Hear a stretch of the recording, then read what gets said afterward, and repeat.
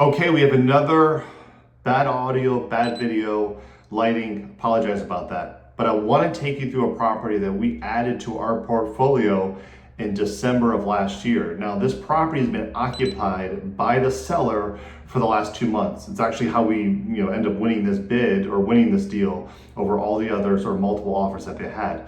We allowed the tenant to stay in for about 3 months while they tried to find another property, got their affairs in order, and moved out. We finally took it over, walking the property. We noticed a few things that are a little bit run down, but I want to talk to you about what you should replace, what you shouldn't replace. If you provide a tenant a really great property with really great finishes at a decent rental rate, they're going to stay forever. And a tenant that stays for 2, 4, 5, 10 years is the best case scenario because it means 100% occupancy, very low vacancy, increased return on investment, great cash on cash return. If you constantly are turning tenants over and over again, you can suffer greatly, and actually, even though you have a good rental rate, you're losing when that property is not actually being rented. So I want to talk to you today about what we're going to do to ensure that this property looks great, that is best on market, so that we can ensure, again, we get a nice long-term tenant at a really great rental rate to maximize our cash on cash return.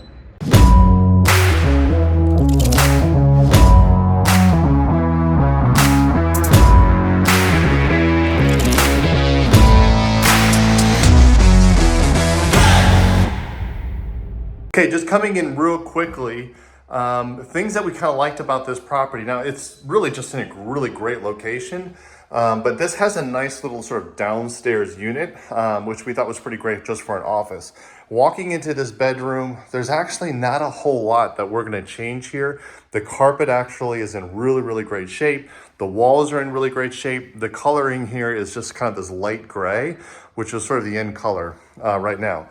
Walking into this bathroom, not the most amazing toilet and sort of finishes in here, but honestly, not a big deal.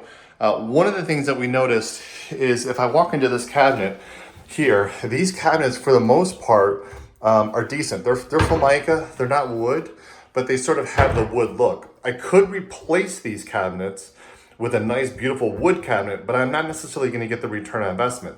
What makes this bathroom look a little bit old is this cultured marble top, and then this kind of like old school faucet that is going to be silver. It kind of makes this outdated. If I made this a nice, beautiful granite with a really modern sort of faucet, and then I came up here and I took out these builder grade lights and I put a really nice fancy light in there, that's going to go a long way. That's actually going to be the theme of this house as we walk through it. So in this bedroom, easy, $50 maybe for a light. This top faucet, maybe $500 tops. That's probably overkill. We're gonna put everything into a package, get a little bit better price. But let's go take a look up at top. I did notice, whenever I have these new floors, these wood floors, I always look at the condition. There is a little bit of molding that's happening right here. We're probably gonna replace just this section. We would never replace the whole floor. Ideally, LVP would be better in this spot, but we got these natural floors. It is actually a selling point. So we replace these couple of these pieces, and we have a really good flooring guy that's able to come in and match it like you never even tell the difference. Carpet on the stairs looks really great. If I walk up into this area, and this is a big selling point for us, we loved this sort of just open concept. Again, I love the hardwood floors that are in it. The kitchen's open. All of this worked. It's very functional. Now the kitchen, however, is a little bit outdated, just like that bathroom. Same sort of cabinets that we have in here. Some of them are a little bit, sort of mucky inside, but nothing that can't be cleaned up. What makes this place look old is this right here, this countertop. Even though it's kind of got that white on white look, it just looks old.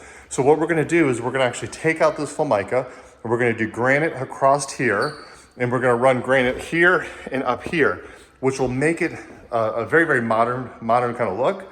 We're gonna take away this sink. We'll do just sort of that big, kind of big tub sink, probably like in a matte black. We'll change out the faucets, all of that. It'll make this place look a lot better. Potentially do a little bit of granite up here, just to kind of give a little bar edge for someone to sit and kind of eat up here as well. Appliances are okay. We're actually gonna replace the dishwasher. This is kind of a little bit older, no big deal.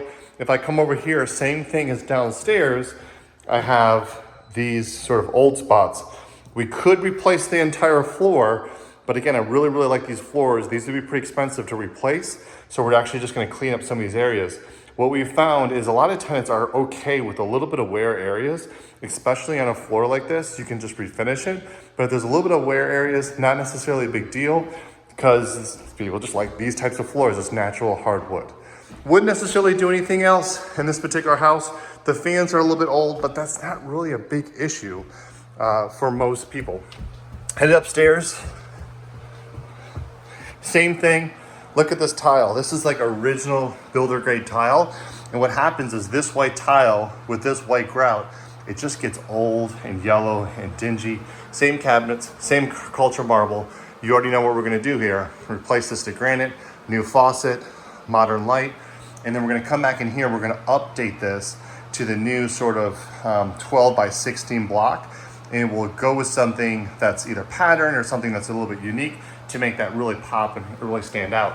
The shower, don't really like these plastic inserts, that's terrible. I would like to do tile all the way out there, but we're not gonna make that investment because we're not gonna get the return on investment from those particular upgrades. Nice size master.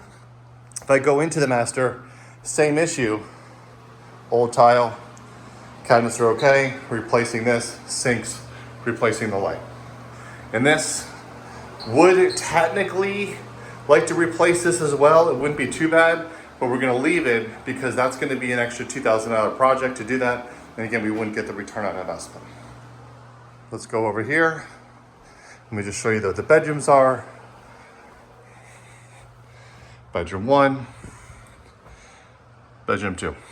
So it's a small little house. This will rent for about $2,400 in this particular area. And if we were to push it a little bit higher, 26, the house is gonna sit. If we went down less, we'd just be robbing ourselves. We could drop the rental rate of this particular property down to, $1,900 to $2,000, and it would get into that price range with some of these finishes.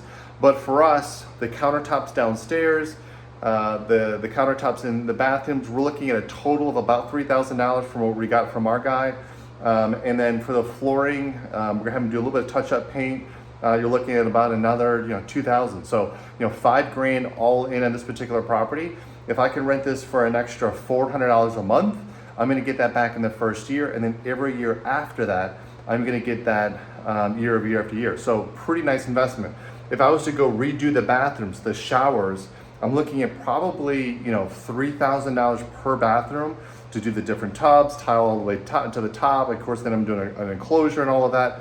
That necessarily, now you're looking at year 2 or year 3 until I was able to really recoup that money, and that doesn't necessarily make sense to me. If I put beautiful granite in, really nice fixtures, really nice lighting that's in it, it really gives that sort of elevated appeal, even just those small little cheap things. And then just did a decent tile with, again, the nice granite, it's gonna make the bathroom look really modern, and I will be able to get that price, the $2,400. I will be able to get that return on investment, somewhere between month 10 and month 12. And if this tenant stays for the next 2, 3, 4, 5 years, and again, I have a better occupancy, so I stay 100% occupancy because they continue to renew, because this is one of the nicer properties in this particular area, that's really where I'm starting to make my money. So, short video, not, maybe too interesting for so many people. Novice people would come in and say, oh, I gotta replace the whole thing. Cheap people would say, well, I don't wanna do anything because it'll still rent. It's not, will it rent? And it's also not, yes, of course you could replace the whole thing, make it really great. It's the balance between what upgrades will give you the return investment that you want. You go too high, you're gonna have a beautiful property, but not necessarily a good return on investment. If you go cheap, it will rent, but you could have got better rents, better return on investment. It's the sweet spot, and that's what an experienced real estate agent, property manager, or investor agent will teach you.